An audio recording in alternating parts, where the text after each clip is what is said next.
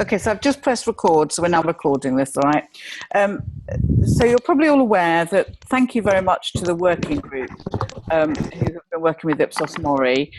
You recommended that the mental health outcome measures were, in inverted commas, given given to learners by you, rather than as a kind of survey by Ipsos that you could get to see, because otherwise it made it really difficult for you to use that information, either to help you and the person decide if the courses were right for them, or for you to really pick up and refer people on if that's what they wanted.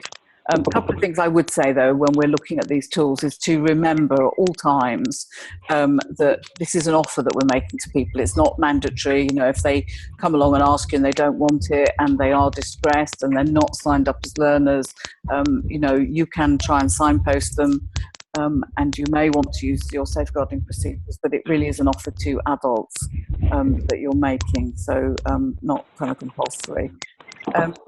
So in terms of the content that we've been working with in the last couple of days, I have added to the notice board. So once you're logged into the website, as you know, you get to see some pages that nobody else can see. And those pages you normally access by a big purple button that's just there, but I don't actually get access to the big purple button. So I have to come in a slightly different way. Okay, I can use it. And this notice board is effectively our kind of homepage, landing page for the pilots, all right? So it's where the information about this webinar went, and the other information that we posted this week was the information about the tools. So to access the next lot of content, I'm just going to click on that and take you to the things that we've been developing. Okay, and so this is the page that has got the kind of core information for you about the tools that we're using. And I realise that many of you have started already, and that's absolutely fine, and some of you have had training elsewhere, and that's fine as well. So this is just really to kind of a first introduction to where we're up to for people who perhaps haven't done that, or just want to make sure that what they're doing and what we're doing fit. And I'm very open to you telling us what that is that you've been doing in a moment, so that you can help.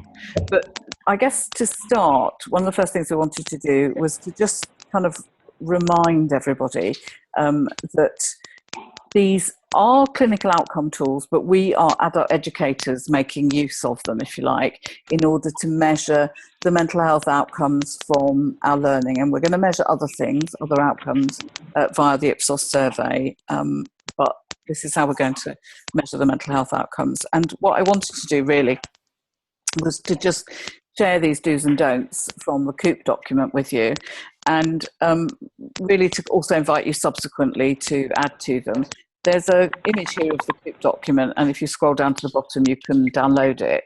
The COOP document is the outcomes document for children, young people and families, IAPT. But in fact, I think many of us in adult learning will find the way in which it talks about things and describes things really quite helpful to us. So, people may want to make use of that. So the first thing is just that thing about making sure that you've got any form or forms ready before the session, because otherwise we will miss, you won't have them. You'll say to somebody, I'll catch up with you next week, and it won't happen, and then we won't get the data that we want. But also it looks to the learner as though it's not really that important to you if you haven't got it ready. And we want them to realise that this is quite an important measure for them and for us. Absolutely critical that whoever is giving the form, because it may not be tutors, won't be you, understands why they're asking the person to fill it out and answer any questions. And that's what we meant when we said that sometimes people have found training volunteers or training front of house staff to be able to give people the forms and take them back from them, that's kind of really good. But it does mean that they need to be able to explain in empathetic terms why we're using them. The worst thing we can possibly do, and it was one of the reasons why I was very keen that these weren't actually part of the Ipsos survey of learners, is to look at the answers. I can't think of anything worse than you've just been asked about your feelings and your emotional state, and then somebody doesn't stop and look at what you've put down and discuss, even if it's just one of those comments with people. So do, when you take the form back, you know, look at the answers, and that includes, you know, if it's somebody who's a volunteer, just look at the answers and just check the person's okay. If there's kind of one that you don't understand, or they've not ticked something or whatever, then you know, you kind of might want to discuss or ask that. And clearly, lots of your emails and phone calls have indicated that, certainly when people have indicated that they have felt like self-harming, that you've discussed those answers with them. And then it's really just to say that that information doesn't stand alone in isolation. It has to be seen and taken alongside the information, the other information that you've gathered from them as learners, by seeing how they are in class and by other things that they've told you.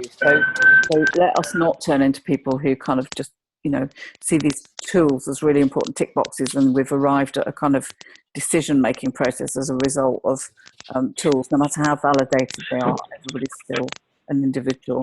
So I just wanted to pause there and ask if anybody else so far who's been using them has kind of got any other do's that they would like to recommend. You're all unmuted, so you can speak if you're...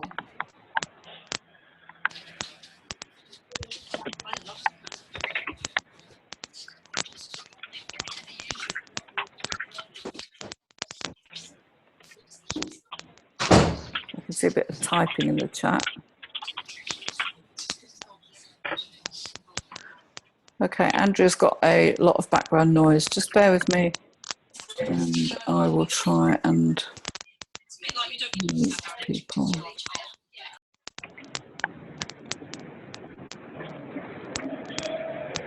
Oops.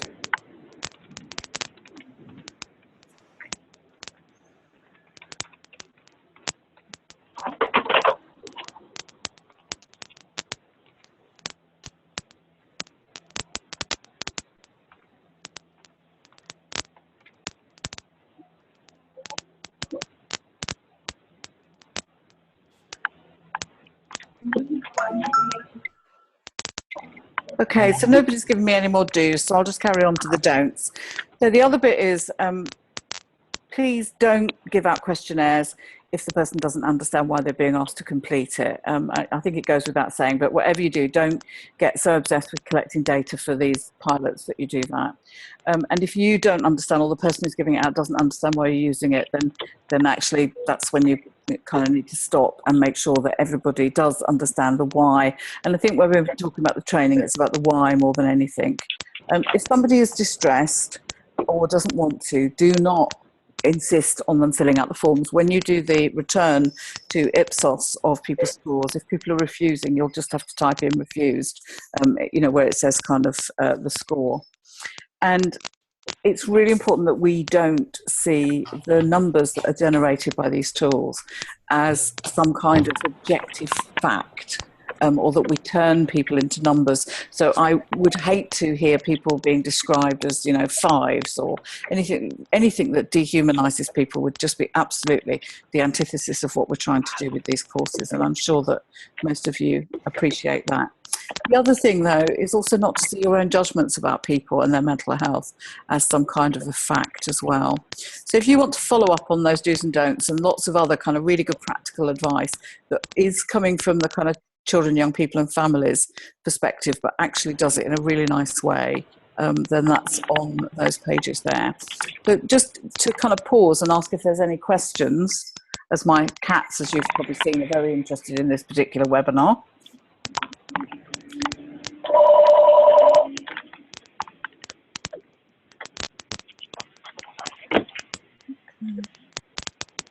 Just checking to see if anybody's typed anything more in the chat.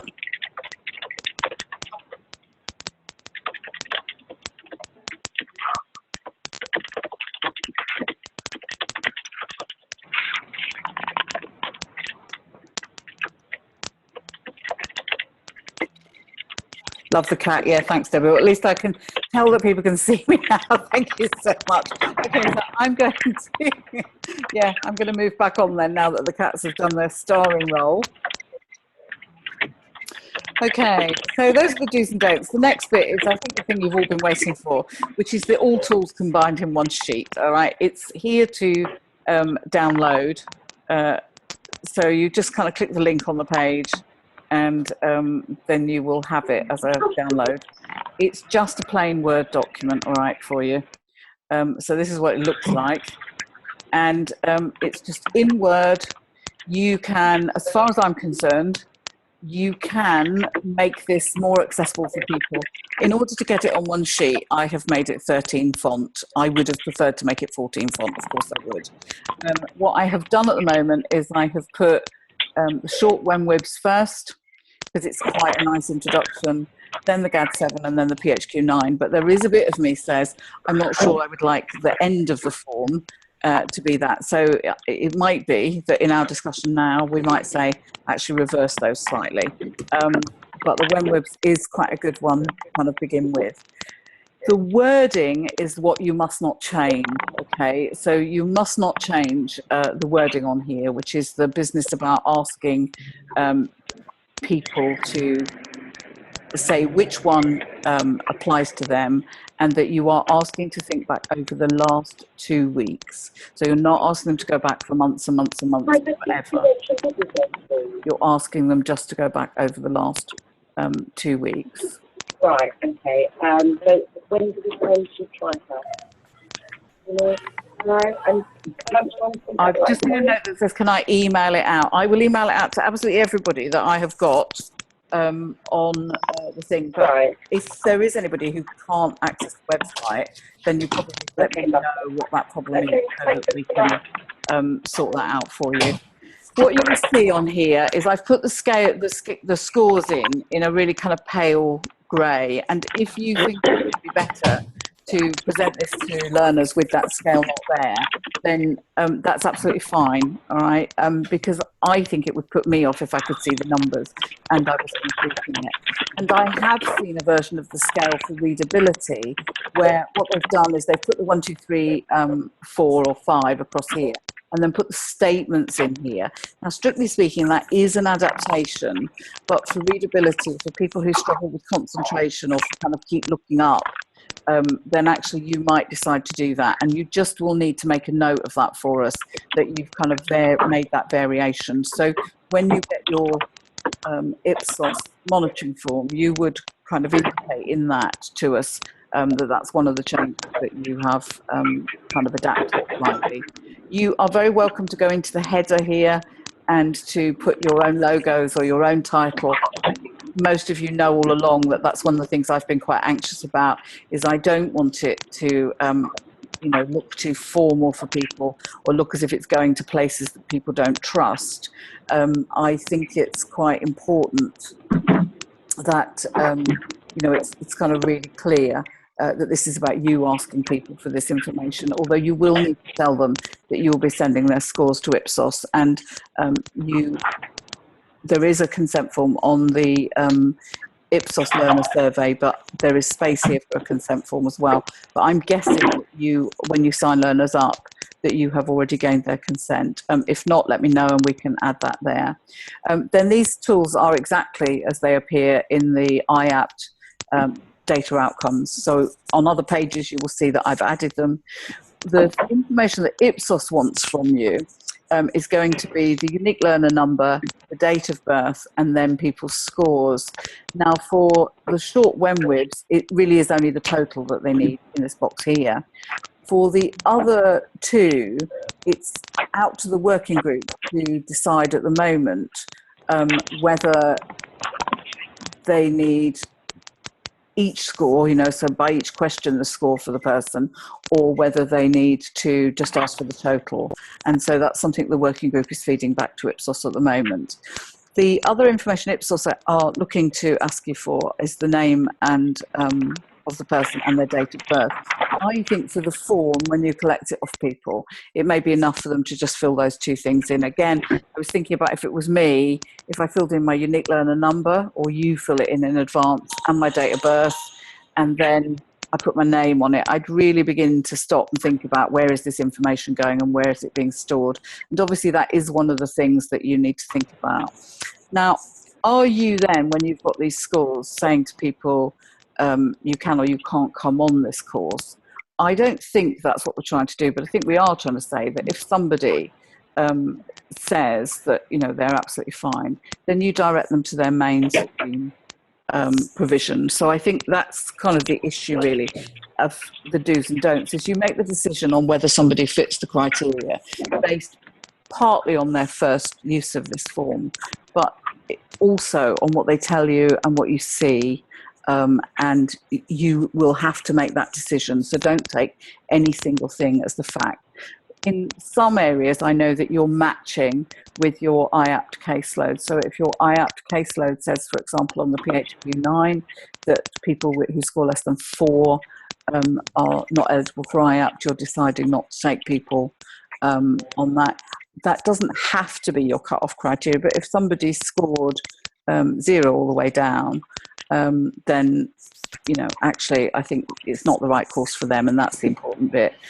The other issue that I know some of you have brought up is that actually the people who are presenting to you are scoring really very highly, and that would normally indicate that you might want to refer them to somebody else. So again, I think that that's the kind of thing that we wanted you to talk to your partners about. Okay, so I've seen a couple of kind of questions. So it says, where do we get the unique learner number? When you register a learner on the ILR, you get a unique learner number for everybody, and that's their number that we're using for the data tracking. Okay, so that's part of your systems with the Skills Funding Agency. If you are a third sector provider working to, or a partner working to the provider who won this contract, then they need to sort out with you how you get the unique learner number. Don't expect learners to carry around in their head a 10-digit number. That would be a bit of a nightmare. Dragona, I can see that you've asked about how often the tools need to be used for short and for long courses. I posted to the forum last night at some length about this as best I could. So I'm actually just going to go to the forum for a moment and show you the response that I made there so that you can look it up later. Let me just close that document for a moment and take you back to the website. Okay.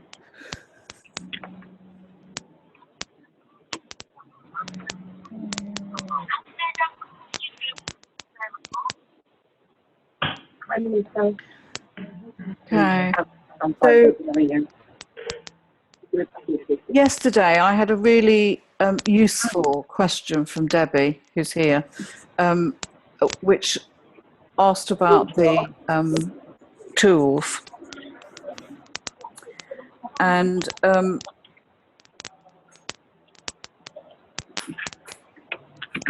I think that what it made me do was it made me post quite a kind of lengthy response, which was to say, you know, where we're up to with the evaluation and where we're up to in terms of these tools. So this is about, this at the moment is kind of probably the most that I can tell you at the moment. I think it's probably in this section. Just give me a minute to find my post.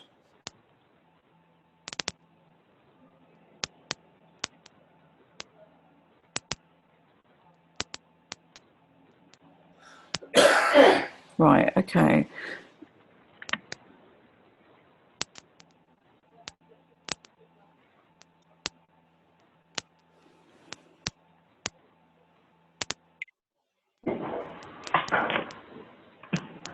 Okay, so Debbie posted this to me last night, and I hope you've seen the response, Debbie.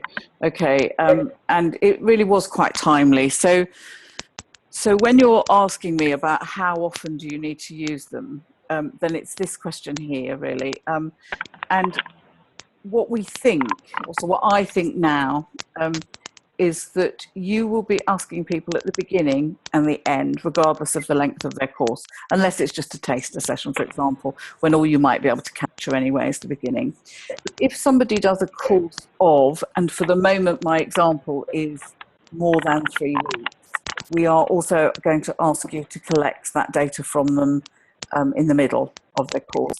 Now, the reason I cannot confirm that for definite is that the independent evaluation has to be separate to BIS, if you like, otherwise it's not independent. So the decision about that frequency and the timing is being made by Ipsos and the evaluation working group, who are kind of, testing things out and advising. And my understanding is that those of you on the working group are still commenting back to Ipsos on that. And I think there are some members of the working group here in this group. So if there are, you could kind of, perhaps say that here now.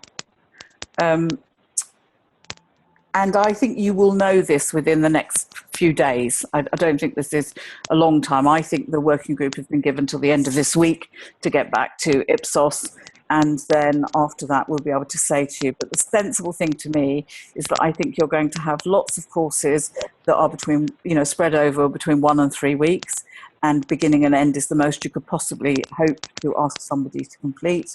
But that if you had a course that extended over more than 3 weeks, not including any holiday. So, if the course was 3 weeks, but there was a week's holiday in the middle, so they did 4 weeks, that in my head is still a 3-week course, then I think that's beginning and end. But if it's a course that's genuinely about 4 weeks of learning or more, then I think you do beginning, middle and end, which are, I think, the timescales that you would look at, what people are doing anyway.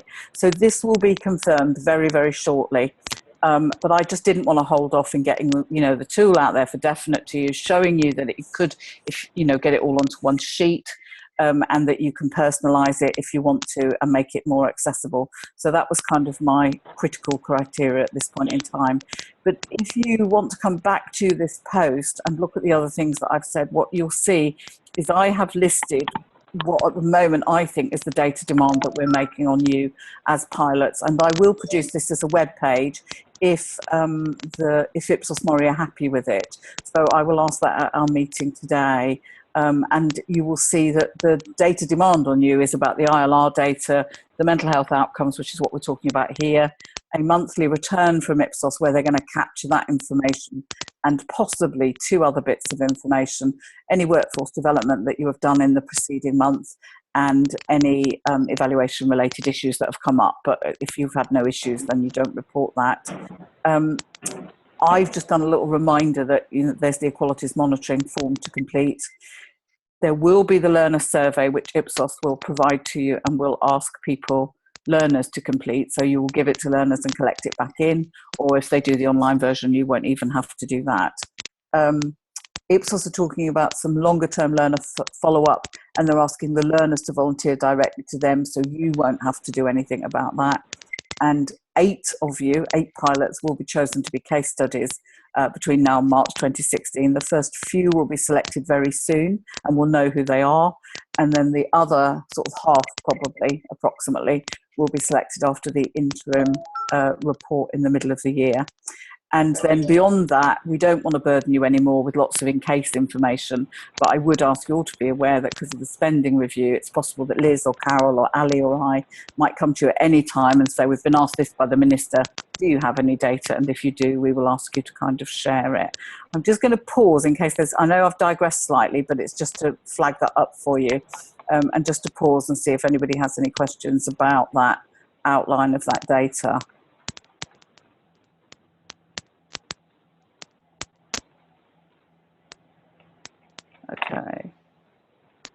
Okay, so Rachel has told me that your learners have already started. Yes, lots have. That's absolutely fine. And they've been completing 3 separate forms. That's been absolutely fine as well. I think that you might want to put them, I mean, you know, you might want to use the single form, but if not, as long as you are using that exact wording, as in the wording from WEMWIBS and wording from PHQ and GAD7 that is used by IAPT, then that's fine by me if you're doing it as 3 separate forms. I think what people were saying to me is they were really worried it was lots of bits of paper, and I was trying to show you that you can, and make it accessible, get it onto one piece of paper, so that's fine. So long as you then transcribe that data onto what I think is going to be a database or Excel spreadsheet that Ipsos will send you, that's fine. If there's a delay between the initial meeting and the assessment and the start of the course of a few weeks, I think that's fine. I mean, you know, you can't make people fit our forms and our timescales.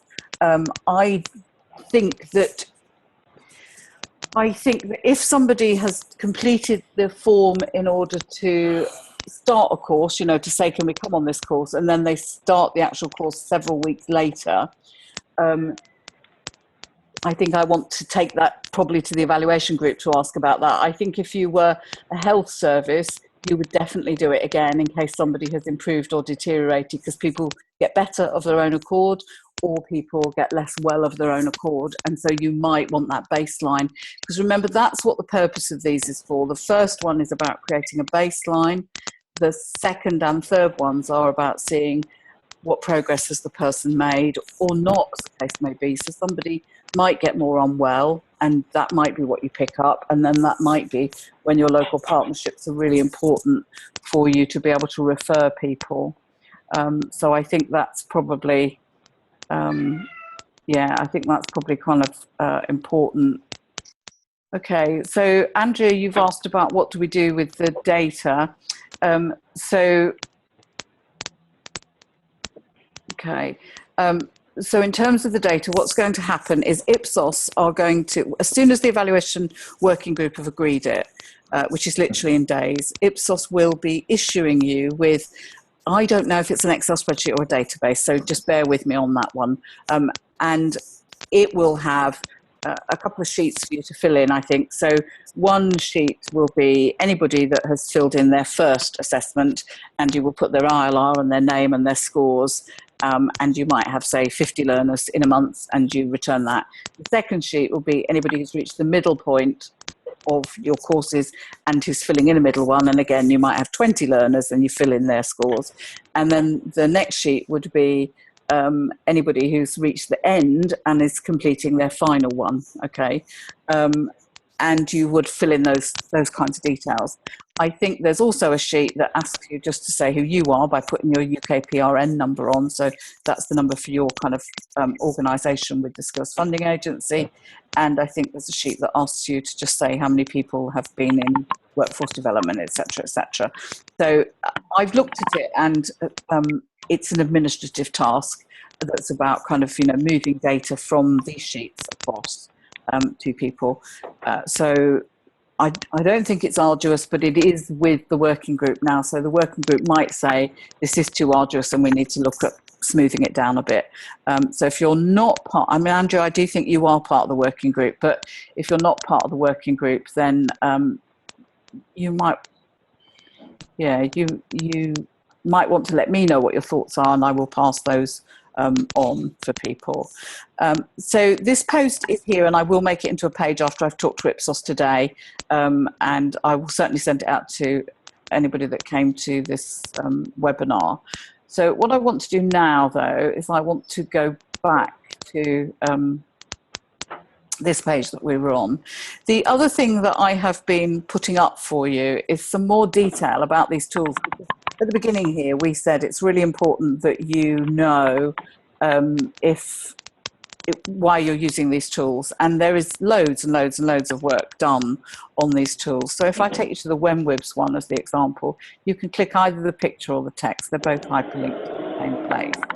And you'll see that I've set you up a page that tells you a little bit about what is WEMWIBS, shows you what it looks like on WEMWIBS, and gives you some answers to questions. So if you come at these this way, where do I find a copy? That takes you to the combined outcomes tool that I've just shown you.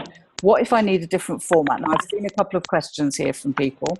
So you can download it as a PDF or a Word file at the bottom of this WhenWibs page. So if you need WhenWibs on its own, it's at the bottom of this page, okay? It's there as a PDF, and it is also there as a Word document. And there are two versions of the Word document. One is what I've called a readability version. And that readability version, I'll just show it to you very quickly.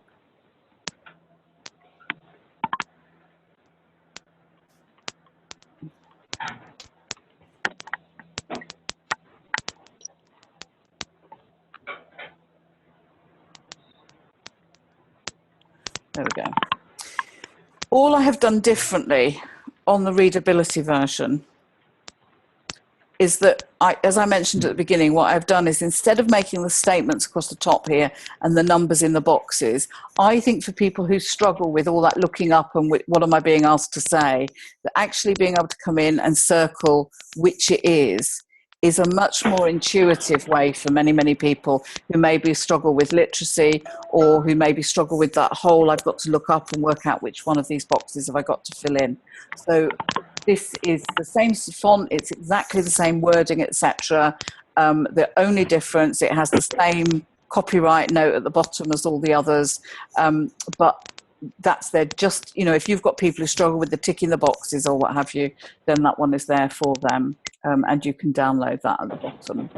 The other thing to say to you is that some of the other questions that people have been asking me along the way is, do you need a license?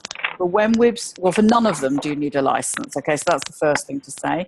For WhenWibs, we did have to register, and I have registered the whole of the BIS pilot for this year and next year. So you do not have to register. You're already on the system as one of our pilots. Some of you, I know that your IAP teams or recovery colleges have told you that there is a fee for using it. There is most definitely not a fee for using it, but there was a few years ago. So you might have somebody who still thinks, and somebody even sent me a thing that said, Rachel, I think it was you said it's 39 pence a go or something. That absolutely is not true. If you have got more questions, if they're generally about a tool, then you can access more information. I've said, I've uploaded the documents below. I've not given you everything there is, because there is way too much stuff. I've just given you things that I think would be practically useful for us. And alternatively, if the question is very specific to our pilot, then kind of come back to me there. And I've been doing that for each of these tools. The WhenWibs one is the only one where if you're using it and giving it a different version, you have to put the copyright details on. You are able to put all of them on as online. So if you think you've got lots of learners who'll complete them online, and so long as they give you enough information so that you can match them to their unique learner record number, then you can set up an online one. I think I've said to you before that the PHQ one is on the NHS Choices and on the PHQ page. That link is there, and you can put it on your website. Unfortunately, on the NHS Choices, the GAD7 and the WhenWibs are the longer versions, so you can't just straightforwardly use those. I've been having conversations with a couple of pilots about what if you need an easy read version, what if you are working with deaf people who use British Sign Language, what if you're working with different ethnic and cultural groups, and what if you need translations? So I'm just going to talk to you a little bit about that now by going to a slightly different document. And if I don't cover your particular kind of group that you might want to work with, then let me know. So this is a conversation that I had with Adele at the start of this week. Adele is at the Ealing project. And I'm not sure if you're here, Adele. If you are, you might want to chip in. And what she wanted particularly is the Ealing project is working with two groups of people, ESOL learners, some of whom are deaf and are learning British Sign Language as their ESOL. And she's also working with a group of learners who have learning difficulties and who need an easy read version of the tools. Nearly all of those things exist. I just want to drag that a bit more. Okay, so in terms of translations, then translations for the tools can be found on these two websites, but the links are also on our web pages. So if you want the IAPT translations, then you just kind of click the link, takes you to the IAPT website, and you'll see the PHQ-9 and GAD-7 translations, and there are self-help materials here. And I did see that in the questions, somebody said we need a leaflet or what have you. We do absolutely need a leaflet. I'm not proposing that we write a national leaflet, though. I'm suggesting that you produce a local leaflet for your learners and that says you're leading this pilot. But you might want to draw on the leaflets that IAPT have used, and that's a bit of why I put the COOP outcomes booklet up, because I think they do it really well for young people in particular. So these are the translations that exist around PHQ-9 and GAD-7 at the moment. And then if you want translations for WEMWIBs, the website where those are. And the reason I'm not putting the translations up is these are changing all the time. So it's quite important that you've just got the most recent, link to where they're adding more or not, as the case may be. Oops. If we just wait a minute, then that will come up. So here you are. You can see you're now on the Warwick Medical School page for WEMWIBs, and you can see the kind of versions that are available. Okay, and there is a template for comments back on translations. So if your translation is not there, etc. The other thing is there is in there frequently asked questions. There is a section on addressing issues in translation. So if you do have to translate it into another language, there's a template for you to feed back on, and also some issues to help you with translate it. And then Warwick Medical School would very much want to know if we've translated it into any other language and if there's a demand for that. And they may then eventually put this up here for other people. So that's just worth bearing in mind. And I know that none of you set out planning to translate it, but you may find that you choose to do that. Now, the next question was this whole issue about having an easy read version. And there has been a project that was led by Corby in developing an easy read version of PHQ-9 and GAD-7. And I've just clicked the link to that, so hopefully we'll go to it. Yeah, but I haven't registered. We've got the, registering the thing. So what we've got here is that there is a reasonable adjustments database that Public Health England runs here. And when you come to that, there's an easy, I've uploaded these though to our website as well. There's an easy read version of a combined GAD-7 and PHQ-9. And as we're using that for everybody, then that's kind of fine. And the other bit is there are some notes here for carers which might help you, again, if carers are involved in helping people complete the form, or it might help you to develop your kind of guidance. Now, if those of you who work around with learners with learning difficulty, now prepare maybe to not like what you see. I'm not quite sure how else to phrase that for you. But be prepared to maybe not like what you see entirely. So if you just give me 2 minutes, I'll just grab that for you.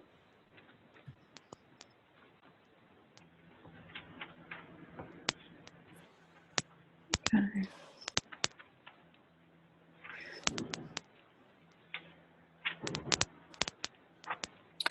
Okay, so when you click that link, you arrive at these documents: the notes for carers, generalised anxiety, patient health question, and the how do you feel. And this how do you feel is the combined, the Neen Corby pilot that developed a how do you feel. And so this is the combination of PHQ-9 and GAD-7. Okay, and I'm just going to scroll through it. You can see the kind of questions are there for people to kind of respond. I'm just going to pause there for just a moment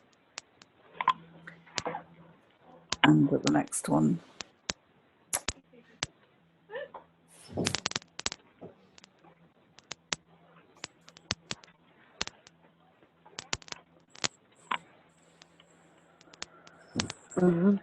Okay, we're very nearly at the end.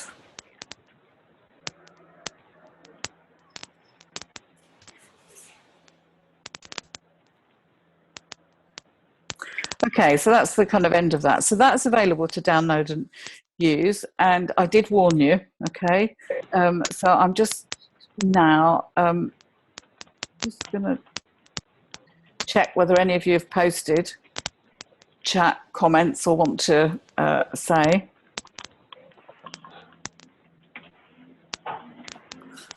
Okay.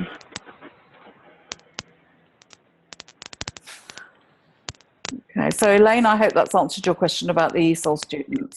And hopefully you won't need to get them translated, but if you do, then there is guidance on how to do that on both of those pages that I've just given you, and they're on our website as well, so that's fine. I'm just allowing you to type at the moment in case you've got reactions to that easy read one. So I'll just answer Andrea's next question, which is, if a learner refuses to complete the assessment, will they count as a beneficiary as long as we've captured the details of their needs? Absolutely, okay. And to be honest, we're not saying you have to use RAPA either, so you don't have to. What you would have to do is you would have to put on the return to Ipsos and on your records of the learner that that's what they've done, they've refused to complete it. If we find that, you know, completing these tools really is too arduous, it's a really important lesson for us to know about next year. You know, if we're going to have a very much bigger project next year, we need to know whether we can collect this data. In fact, that's really one of the acid tests of our success this year, is knowing, is this data that, you know, we and government think will measure the effectiveness of what we're doing? Is this data collectible, and is it collectible from enough learners? So you will always have a small number of learners who don't respond to things, and that's fine, or who drop out, although hopefully not huge numbers, because hopefully we're meeting their needs. You will know that in your contract, though, I've got the Skills Funding Agency to put a 98% return rate. Now, by that, I mean that you must have a response of some kind from a learner. So if that response is that they refuse to complete it because it's too intrusive, or because they just don't feel well enough this week, or they're too upset, or they're too distressed, that is information that you would put on the Ipsos row for that learner for that one. And it might be that somebody says no at the beginning, and they might even say no in the middle session. And then at the end, they may say to you, actually, I'm willing to fill that form in now. That's really important stuff for us to find out about. And as you know, we haven't adapted these this year. We're using them in their cold IAPT format. So again, it may be that the important lesson comes from Sue Bennett, that it's only when you can adapt it, make it look less like it does, that maybe it works for people. And there are adapted versions for children and young people. So if you look at the children and young people IAPT, they've made them coloured, and I've put some images up on our website, and they've done other things with them. So I think that's probably kind of quite important to say, really. I've just seen a note from Karen which says, is provision under this project likely to be included in any possible Ofsted inspections? No, we answered that at the inception meeting, but I know lots of you are new since. This is outside of Ofsted, and Ian has reassured us that your data is extracted before, the data on this project will be extracted. Although I do have to say something to you that I don't know if I meant to. When we've had the ILR return from April to June, at the moment, it would look like none of you have got courses up and running. Now, if none of you here today have got courses up and running, that's fine. That would have gone into the June return. But if you have had courses running up until the June return, there's a possibility you're not using the ILR flag properly. And if that might be the case, can you come back to me? Because the number of learners that we're showing in that first return is so minuscule that I could have managed. There's more of you attending this today than I've got on the ILR so far. So it'd be really interesting to know if you've been running a course between April and June that should have been in that ILR and isn't showing up, okay? But no, you don't have to worry about Ofsted, and the data will be extracted out of it. Could you provide a version in SurveyMonkey, Andrea? Yes, of course you can, absolutely. And I think you'll probably find that, initials and date of birth for your identifier, and then you add the learner number. So the learner puts in their date of birth and their initials, perhaps, or their date of birth and their surname. That should be enough for you to identify them, I would think. But you might want to work that out. It might have to be their full name. And then you can match that up with their unique learner number afterwards, I'm guessing. So that should work. I'm going to return to this easy read, okay, and just tell you, and apologies to anybody that works in the health service and worked really hard on this, because I can tell somebody did and somebody cares very much, okay. And again, that's circling your emotions is a bit of why I made the readability version of our tool one where you circle things, because it's ticking and stuff, or crossing or whatever, just throws people, oh, I didn't know whether to tick or cross, so I didn't do it. The problem that Adele and I had when we looked at this is that, bearing in mind that Adele, you know, like many of you, are working in multicultural, multi-ethnic parts of Britain, and we felt this was really very unrepresentative of that. So although there were issues around age and gender that had been addressed, it felt like this was very much white Britain. We reached this question about feel like hurting yourself, and we do think the question, obviously it's validated here and needs to be in, but we felt that this imagery was quite suggestive actually, and that for some of the people who certainly Adele's working with, that could well lead to people acting out. So we think those pictures may need to change for us, you know, for Adele's one, and we'd be happy to share that. We found this auto-suggestion of a bottle of pills a bit difficult, and we found this slightly oddly Christian and culturally specific, or if it wasn't Christian, it was maybe a bit Gothic, but maybe not the kind of best image. Some of the others were regular clip art and fine, but again, did not on the whole feel as if this represented the learners that, you know, many of you will be working with, really, if we're honest. And we do know that for some people with mental health problems who also have learning difficulties, then they really struggle with some of this kind of imagery. This one here, really kind of interesting one, I think. So Adele spoke to her group yesterday, and they are going to remake it. So the questions will stay the same, but the imagery for hers in Ealing is going to be pictures of her learners who will convey these feelings, how they have felt, and let her take photographs, and then we will drop them into this questionnaire and see if that works. Now, clearly, we are going to struggle at some level to say it's identical to this because the imagery may be all, but I think we did feel that for her group that this was probably not going to work, if we're honest. And I'd be really interested to see what other people's responses are. Now, there is a much, much, much better easy read version of a questionnaire very similar to this in the children and young people's, or for young people, where the imagery is better, the whole execution feels much better, but it's obviously not been validated with adults, so there is a kind of a bit of an issue. So I am going to talk to the team at IAPS nationally about that, and we will ask somebody who's been leading on that work for them to come and do a dedicated webinar on that, with Adele having done her pictures, so that we can compare that. So just if anybody does have any more comments around that learning disability one, either now or afterwards, I'd be really pleased to see those. And you can access those from the link that I've given you here, or you can access it from our website. Now, there is a kind of very similar kind of question around when you're working with people who are deaf and to use British Sign Language, and then obviously even more so when you're working with people who are ESOL learners and who are trying to learn sign language. So again, the IAP team nationally have been working around sign language. Manchester University has produced translations of PHQ 9 and GAD 7 in BSL. Just move this across a little bit. I'm not sure whether you get to see it all, and it's just mine that's blocked. So they're kind of, that is there as an important kind of possibility. But the other thing that has happened, and there is a kind of detailed evaluation report you can access here. The other thing that happened, and what they have suggested, what Kevin Jarman at IAP National has suggested, is that what you do if you have got deaf learners who use BSL is that you come to this website, which is linked to the IAP service.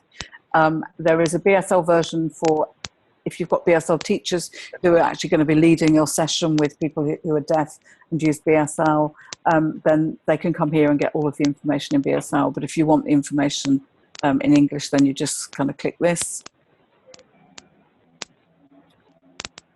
And you can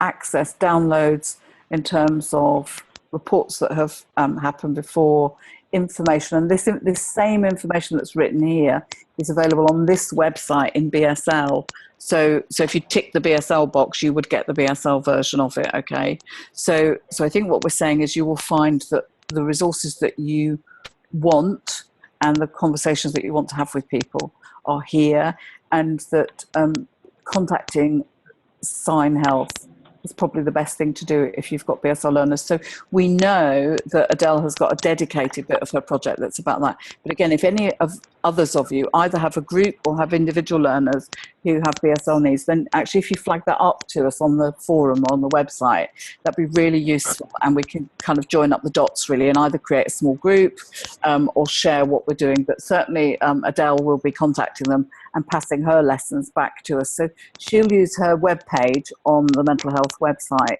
to kind of tell you how she gets on with that, and you can follow that information from there for her.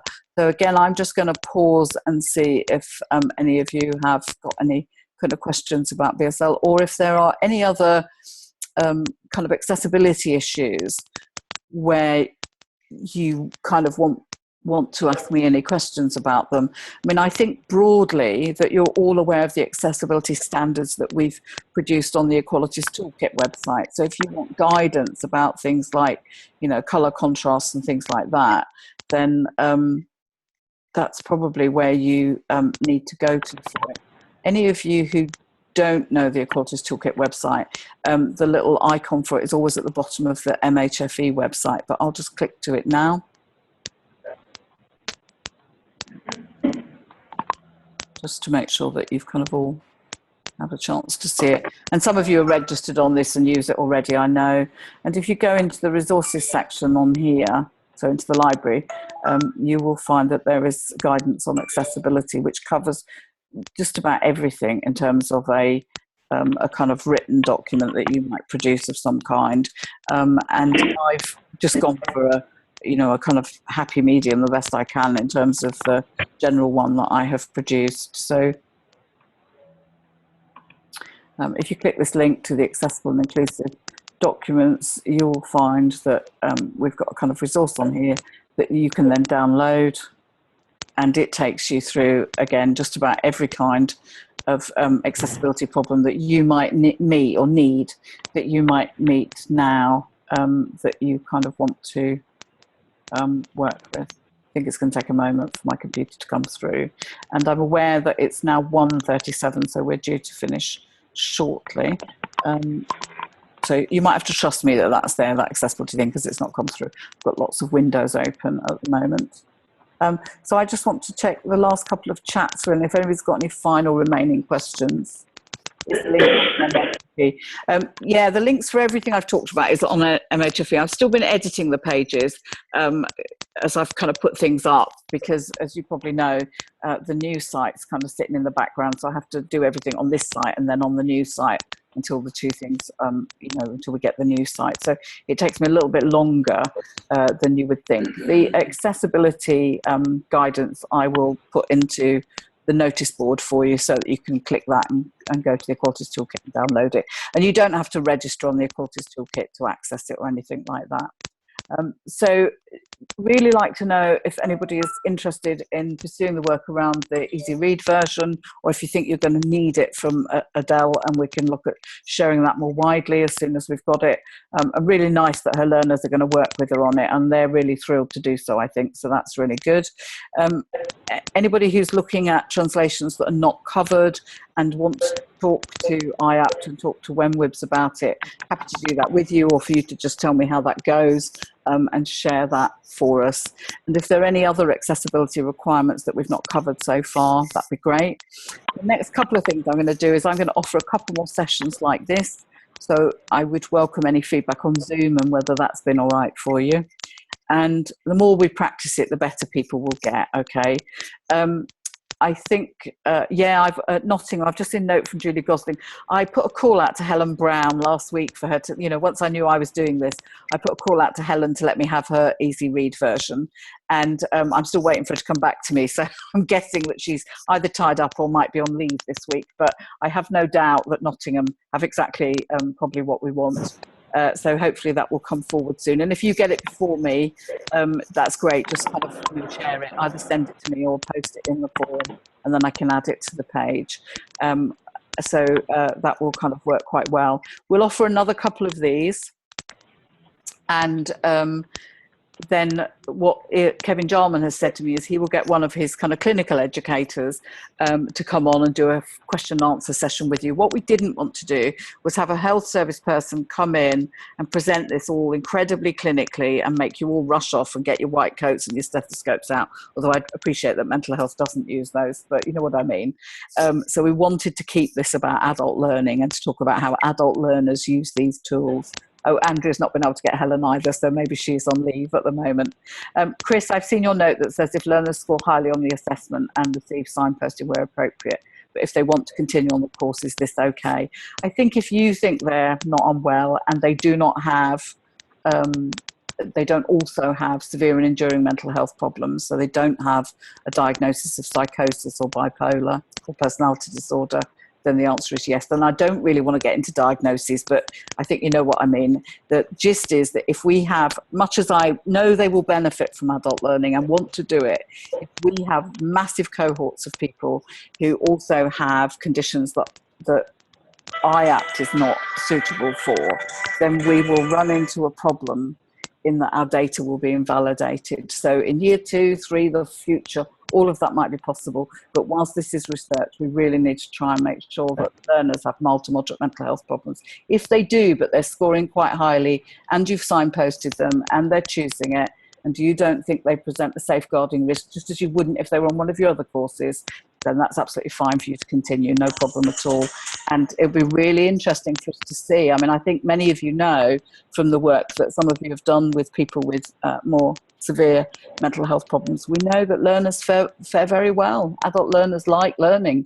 And clearly that's who recovery colleges are working with as well. So I don't think it's that's the issue. It's actually that we need to make sure that the people who are accessing, we don't know that they have other conditions that would normally, mean that they're not included in IAPT, really. Okay. Yeah, absolutely. The kind of diagnosis thing, Julie. I think we're trying really hard not to ask people, have they got a diagnosis? And even in the learner survey questions that we've submitted to Ipsos to ask them to think about from BIS, we have not asked for a diagnosis. We've said, what support do you get or what support do you access? But we are not, I don't think we're looking to say to people, what's your condition, what's your diagnosis, what's your medication? It's just not the place to go for adult learning, I think, really. Okay, so I think that's us done. I now make it 13:42. Feel free to feedback to me via the forums or email or phone or whatever. I'm off to a BIS version of this any minute now, so I'll be tied up immediately, but I'll respond this evening. And thank you all very much indeed for coming. And if you've got colleagues, they'll be able to access the recording. I'll post that on the forum later on today. All right. Thank you very much indeed. I'm going to stop now.